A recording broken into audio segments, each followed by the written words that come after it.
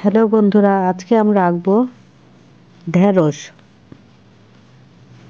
দেখো, প্রথমে একটা বোটা দিয়ে দিচ্ছি। এখানে আমি সরাসরি মার্কার দিয়ে আঁকছি ইউ আকৃতির, এবং এখানে অর্ধবৃত্ত 3টা দিয়ে এরপরে নিচে একদম লম্বালম্বি না, একটু বাঁকা চাঁদের মতো করে দাগ দেব।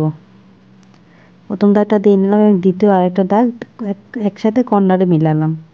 এবার মাঝখান দিয়ে দাগ দিলাম। হয়ে গেল আমাদের ঢেঁড়স। ঢেঁড়সে 3টা কালার দিলেই মূলত হয়।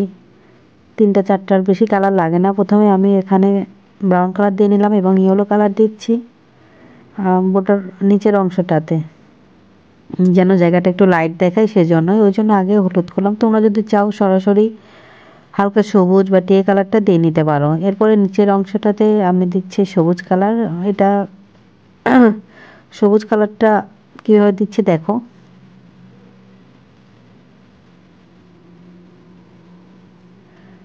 আস্তে আস্তে করে তোমরা কালার দেবে, কালার যাতে বাইরে না যায়।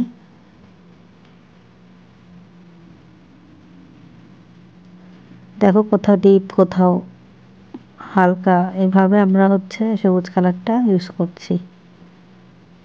এবার উপরে সবুজ কালার দিচ্ছি, উপরে একটু পরে দিলাম, নিচেরটা হয়ে গেল কালার তারপরেই, যাতে দুইটা তোমাদের আমি বোঝাতে পারি যে কতটা ডিপ বা কতটা লাইট হবে।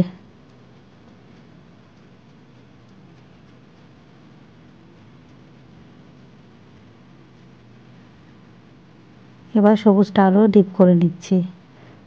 ঢেঁড়সের মাঝে কিছু কিছু জায়গা সাদা আছে, সেই জায়গাগুলোতে আমি ডিএ কালার বা ইয়েলো ইচ্ছা করলে দিতে পারবে, যাতে সে জায়গাগুলো লাইট দেখায়। সব জায়গায় তো আর ডার্ক থাকবে না।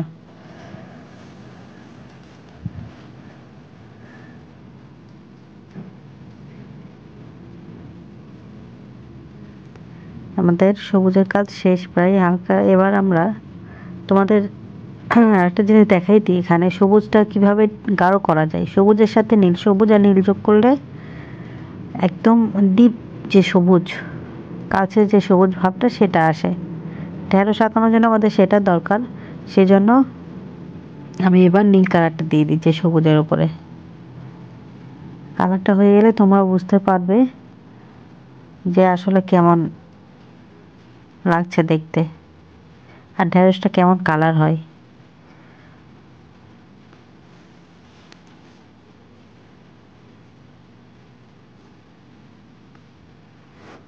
Please subscribe. এবার আবার ইয়েলো দিয়ে নিচ্ছি।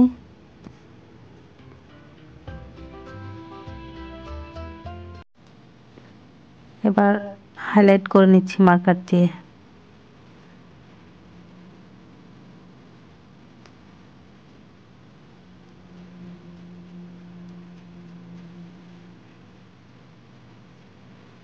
এই হয়ে গেল আমাদের ঢেঁড়স। নিচের দিকটা একটু কালার দিয়ে নিলাম। Thank you for watching.